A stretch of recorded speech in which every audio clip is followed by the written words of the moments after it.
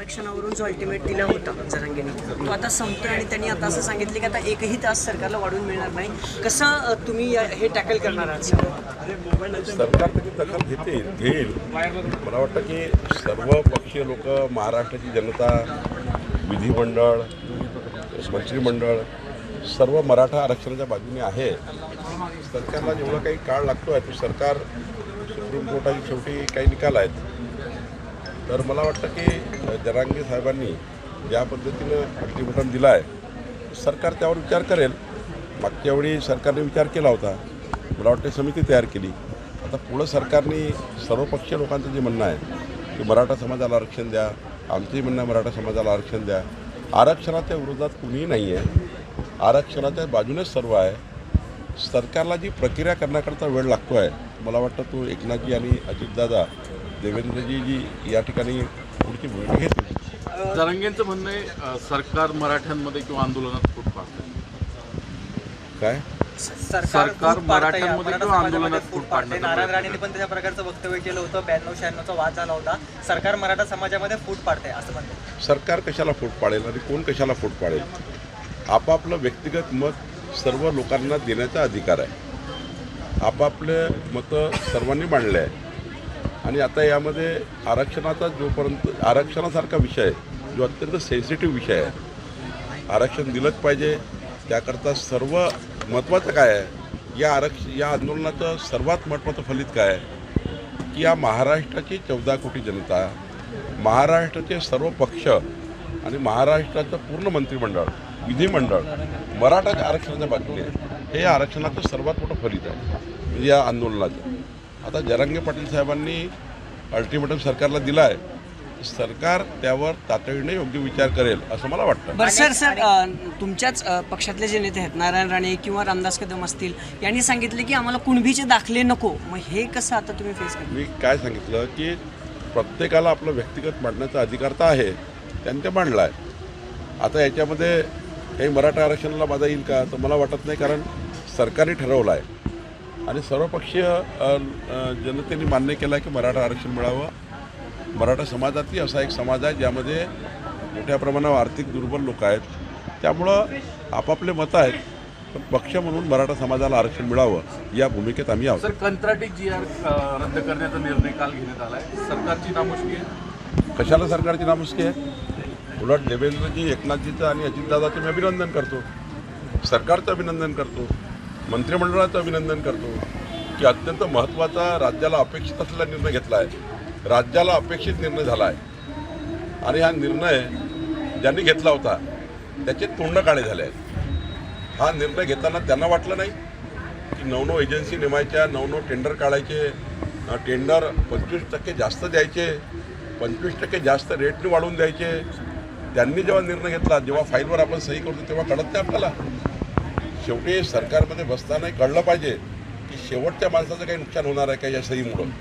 का नाही कळलं तुम्हाला सही करताना की या सहीमुळं किंवा या निर्णयामुळं किती लोकांना नुकसान होणार आहे, किती बेरोजगारांचं नुकसान होणार आहे, किती लोकांना इथून त्या ठिकाणी नोकऱ्या जाणार आहेत, हे त्या सरकारला कळलं नाही. पण देवेंद्रजीच्या सरकारला कळलं, एकनाथजीच्या सरकारला कळलं आणि मला वाटतं महाराष्ट्राच्या संपूर्ण बेरोजगार आणि युवकांनी याचं अभिनंदन केलं. पण हे 98 काढला होता, तो भाजप सरकारच्याच काळात काढला होता. आरोप प्रत्यारोप त्या या GR मध्ये खूप फरक आहे. एखाद्या तात्पुरत्या विषयाकरता कंत्राटी कामगार घेणे, एखाद्या विषयाला धरून एखादा कामगार नेमणे, त्याकरता सरकारला आपापले निर्णय घ्यायचे अधिकार आहे. मी मंत्री होतो ऊर्जा खात्यामध्ये, जेव्हा आमच्या विजेचे लाईनमन कमी होते तेव्हा काही काळापुरते आम्ही त्या ठिकाणी वायरमन आणि ITI इलेक्ट्रिकल मुलं घेतले, काही ठिकाणी विद्युत मॅनेजर घेतले. याचा अर्थ तो जो आपला जो त्या डिपार्टमेंटचा जो एकूण आकृतीबंध आहे तोही डॅमेज झाला. यांनी तर आकृतीबंधच डॅमेज केला होता ना, यांनी आरक्षणच डॅमेज केलं होतं उद्धव ठाकरे सरकारने. उद्धव ठाकरे यांचा जो निर्णय होता तो वेगळा आहे. तुम्ही त्या 98च्या GRशी जोडू नका. हा निर्णय असा आहे की 9 टेंडर काढायचे, 9 कंपन्या नेमायच्या, त्या कंपन्याच्या माध्यमातून वाटेल तेवढे लोक आणि वाटेल त्यासाठी. म्हणजे असं नाही आहे की बाबा एखादा स्पेसिफिक विषय आहे, एखादा स्पेसिफिक जॉब आहे, काही काळापुरता जबाब आहे याच्याकरता केलं. वाटेल ते लोक घेता येतील, वाटेल त्या जागा भरता येतील, ते मंत्रालयापासून तर तहसीलदारपर्यंत. मला वाटतं हा चुकीचा निर्णय होता आणि हा निर्णय आता राज्य सरकारने परत घेतला. मी पुन्हा माननीय देवेंद्रजींचं, एकनाथजीचं आणि अजित पवारांचं अभिनंदन करतो. सर, एक शेवटचा प्रश्न. लेटेस्ट GR 6 सप्टेंबरचा होता मागील महिन्यातला, आणि आज सकाळी अजितदादांनी म्हटले की निर्णय चांगलाच होता, पण विरोधकांनी त्याच्याविषयी प्रोपोगंडा केला आणि गैरसमज पसरवला. मला वाटतं त्यांनी समर्थन. समाजाला जेव्हा असं वाटतं की एखादा निर्णय चुकला आहे तर समाजाचं मत ऐकलं पाहिजे. मी या विचारात आहे. सरकार शेवटी कुणाकरता काम करतं? ते समाजाकरता आणि शेवटच्या माणसाकरता काम करतं. एकाही व्यक्तीला जर वाटत असेल हा निर्णय चुकला आहे, तो निर्णय चुकला म्हणून मागे आला पाहिजे. देवेंद्रजींनी आणि एकनाथजींनी, अजितदादांनी चांगला निर्णय घेतला आहे. समाजाला चांगलं वाटलं आहे. युवकांना तो निर्णय पटलेला आहे आणि युवकांचं मनातलं सरकारने केलं आणि युवकावर होणारा अन्याय थांबवला. मी सरकारचं अभिनंदन करतो. सर, पुण्यात आहात म्हणून हा प्रश्न, ललित पाटील प्रकरणात तुम्ही पहिल्या दिवशीच तुमचं स्टेटमेंट नोंदवलं होतं, पण प्रश्न असा आहे सर की याचे धागेदोरे अगदी नाशिक, नागपूर, सोलापूरपर्यंत गेलेत. काल जो रिहान मुंबई पोलिसांकडनं ताब्यात घेण्यात आला, तो डिलिव्हरी करत होता मुंबई ड्रग्सची. हे जाळं पसरलेलं आहे. समिती तुम्ही ससूनसाठी स्थापन केलं, पण ससूनवर कुठलीही कारवाई होत नाही आहे. खरं तर पक्षाचे अध्यक्ष म्हणून तुम्ही काही सूचना केल्या तुमच्या मंत्र्यांना सगळ्या प्रकरणी? संपूर्ण काम सरकारने बघायचं आहे. सरकारमध्ये देवेंद्रजींनी काल स्पष्टपणे सांगितलं की काही भाग त्यांनी काल सांगितला, काही भाग ते सांगणार आहेत. शेवटी गृहमंत्रालयाच्या चौकशीमध्ये आपण काही स्टेटमेंट करणं हे काही योग्य नाही. गृहमंत्र्यांनी, अजितदादांनी चांगला निर्णय घेतला आहे. समाजाला चांगलं वाटलं आहे. युवकांना तो निर्णय पटलेला आहे आणि युवकांचं मनातलं सरकारने केलं आणि युवकावर होणारा अन्याय थांबवला. मी सरकारचं अभिनंदन करतो. सर, पुण्यात आहात म्हणून हा प्रश्न, ललित पाटील प्रकरणात तुम्ही पहिल्या दिवशीच तुमचं स्टेटमेंट नोंदवलं होतं, पण प्रश्न असा आहे सर की याचे धागेदोरे अगदी नाशिक, नागपूर, सोलापूरपर्यंत गेलेत. काल जो रिहान मुंबई पोलिसांकडनं ताब्यात घेण्यात आला, तो डिलिव्हरी करत होता मुंबई ड्रग्सची. हे जाळं पसरलेलं आहे. समिती तुम्ही ससूनसाठी स्थापन केलं, पण ससूनवर कुठलीही कारवाई होत नाही आहे. खरं तर पक्षाचे अध्यक्ष म्हणून तुम्ही काही सूचना केल्या तुमच्या मंत्र्यांना सगळ्या प्रकरणी? संपूर्ण काम सरकारने बघायचं आहे.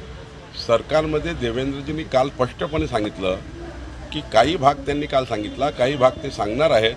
शेवटी गृहमंत्रालयाच्या चौकशीमध्ये आपण काही स्टेटमेंट करणं हे काही योग्य नाही.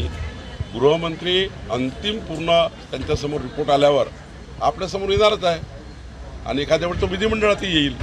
त्यामुळं मला वाटतं की या पूर्ण तपासाची वाट बघावी. मधामधात त्या तपासामध्ये काही बाधा येईल असे कोणतेही वक्तव्य कोणी करू नये असं मला वाटतं. जगदीश मुळीक खासदारकीसाठी उत्सुक असलेलं पाहायला मिळत आहेत. आज सुद्धा पाहायला मिळालं. तुम्ही थेट संकेत दिलेत की विधानसभाच लढायची त्यांना आता. नाही, मी असं म्हटलं आहे की मागच्या वेळी जगदीश मुळीक फारच कमी मताने पराभव झाला आणि महायुतीमध्ये आम्ही नक्कीच त्या ठिकाणी तिघही आमचे नेते एकनाथजी, देवेंद्रजी आणि अजितदादा बसतील. आमचं केंद्रीय पार्लमेंटरी बोर्ड बसेल आणि योग्य निर्णय करेल. पण राहिला प्रश्न लोकसभेचा निर्णय हा केंद्रीय पार्लमेंटरी बोर्डाचा आहे. तो ना माझ्या हातात आहे ना कुणाच्याकडे अधिकारात आहे. तो केंद्रीय पार्लमेंटरी बोर्डाचा अधिकार आहे आणि त्याही सीट ज्या आहेत या महाराष्ट्राच्या 48 सीट्स, या 48 सीट्स या पूर्ण केंद्रीय पार्लमेंटरी बोर्ड आणि आमचे 3 नेते बसून करणार आहे. त्यामुळं आज कुणीही खासदारकीचा दावा करू शकणार नाही. कुणालाही खासदारकीचा दावा करायचा अधिकारही नाही. कुणालाही आपली उमेदवारी प्रपोजही करता येणार नाही आणि कोणी उमेदवारी त्या ठिकाणी घोषितही करू शकणार नाही. त्यामुळं आज या विषयाची चर्चा नाही. योग्य वेळी जेव्हा निवडणुकीचा उमेदवार समोर येईल. पण नक्की आहे की महाराष्ट्रात 48 पैकी 45 जागा महायुती जिंकेल. पुण्याची जागा 100% महायुती जिंकेल. बारामतीची जागासुद्धा महायुती जिंकेलच. धन्यवाद. एबीपी माझा, उघडा डोळे बघा नीट.